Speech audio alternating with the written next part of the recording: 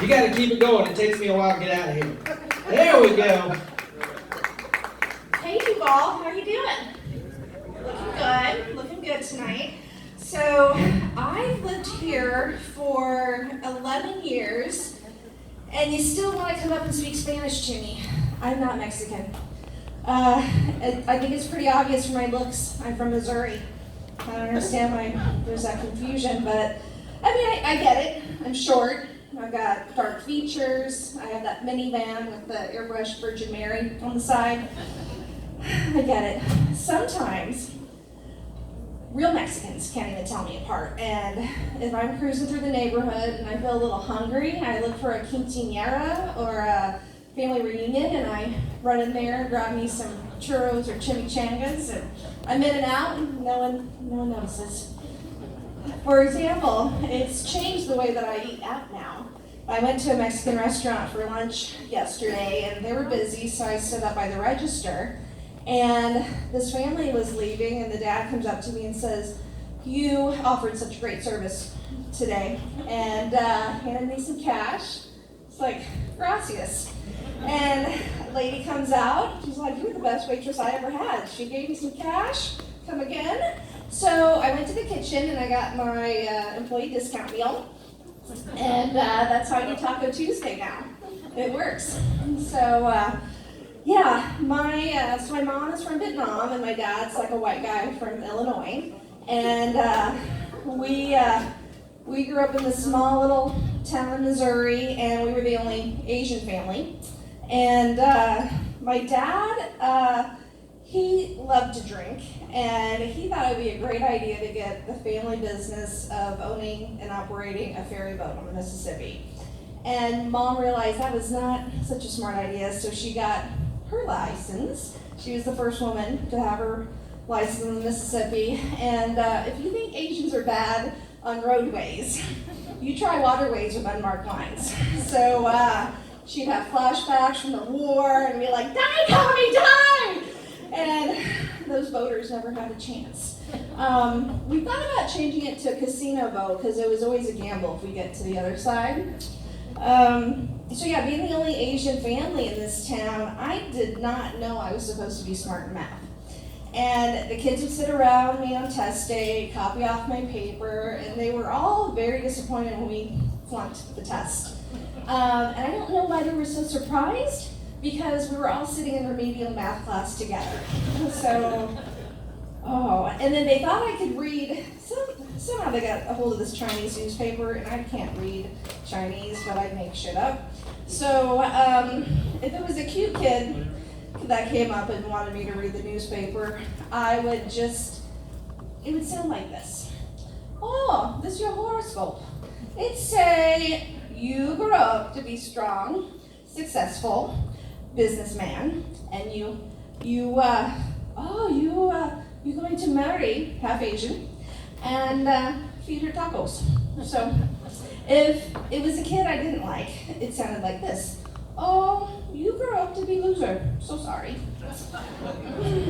And we've all been to high school with that one really annoying cheerleader that thought she was better than everybody. So the one in my school, she got a tattoo, Chinese characters, and she's like, "Look, it says I'm beautiful." No, that's saying you're fat and ugly. So sad. Yeah. I always wonder how I'm gonna get kidnapped, and I picture a dark alley with a white van that says free tacos on the side. Yeah. I'm gonna make sure they have the tacos before I get in. Not that stupid. But we have some great food trucks here in Jacksonville. And I was so excited driving home from work the other day. I was following one. It was called Taco Mall. And I was like, as soon as it pulls over and sets up, I'm gonna get me some tacos. And I followed it for at least close to Stark. I mean, it was forever. And then I realized it was a Toyota Tacoma. So disappointing. And my parents, they saved a lot of money on Crayola crayons, because they would get me the coloring books of Dalmatians or polar bears, zebras. Yeah. So didn't have to worry about all those crayons. I am married to a terrific man, but he has a most annoying habit. He doesn't like to go shopping, and he's always like right by my side. I call it sheepdogging.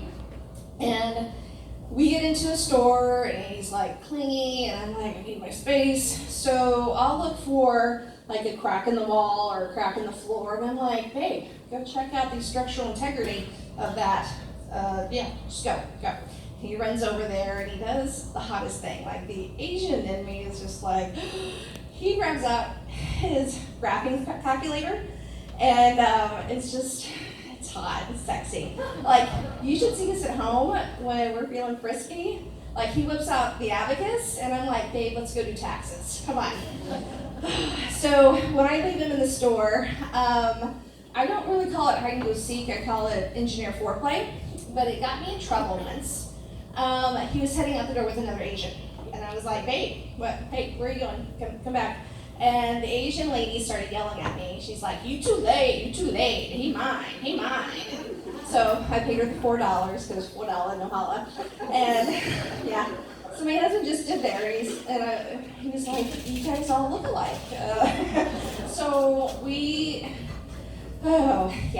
there's issues there. But we headed off to Hawaii the other year for vacation, and we brought my brother along, and he looks a lot like Jackie Chan.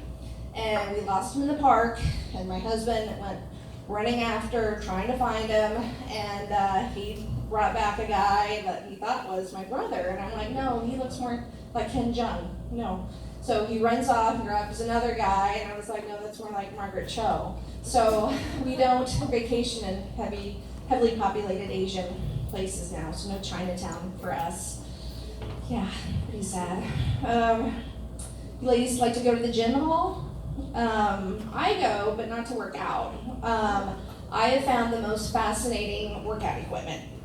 It's called a hydro massage chair.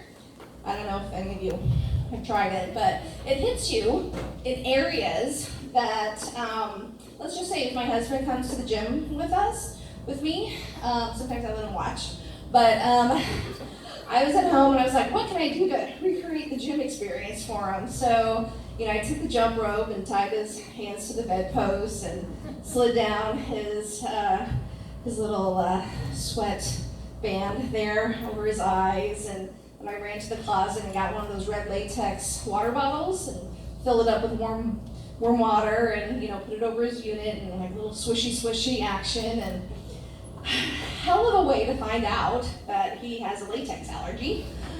But amazing how much bigger it can get. And I realized he wasn't working at his full potential. So then I was like, what else could he be allergic to?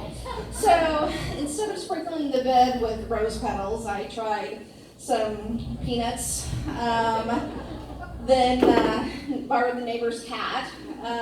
So poor guy, he climaxes with an EpiPen now. So, yeah. So are you guys excited about the whole medical marijuana thing being legal?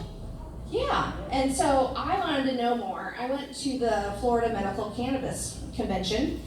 I was a little bit disappointed because I'm quite a crafter, like a do-it-yourselfer, and there weren't any tables on how to roll a joint. There wasn't any classes on how to turn on a bong, what color bong is good for you.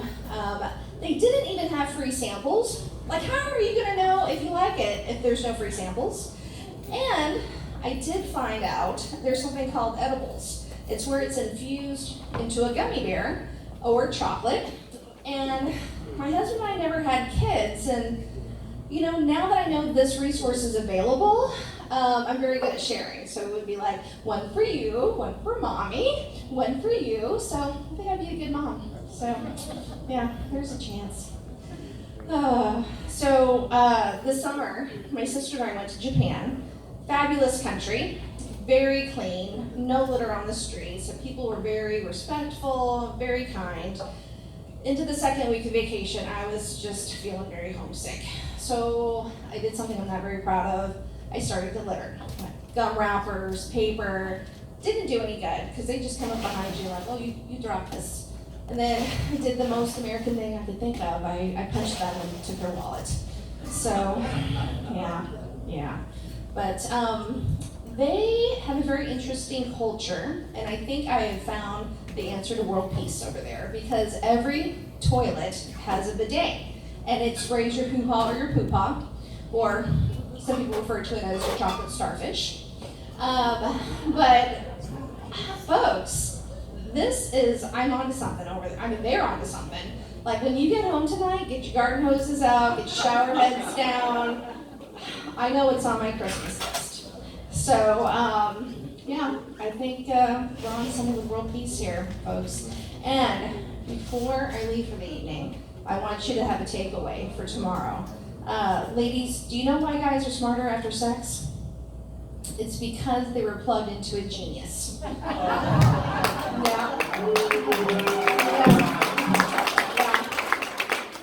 Remember, it was Bill Gates that got floppy disk, or his wife that got him from floppy disk to hard drive. But there's some RAM going on there, I'm sure. So my time is about up, and I don't know how much longer I'll be in the U.S. because I'm sure I'm going to be accidentally deported to Mexico. So I'll be building that wall down there. So send some money. I'd appreciate that. So have a great rest of the evening, and I'll hand you back over to Wes.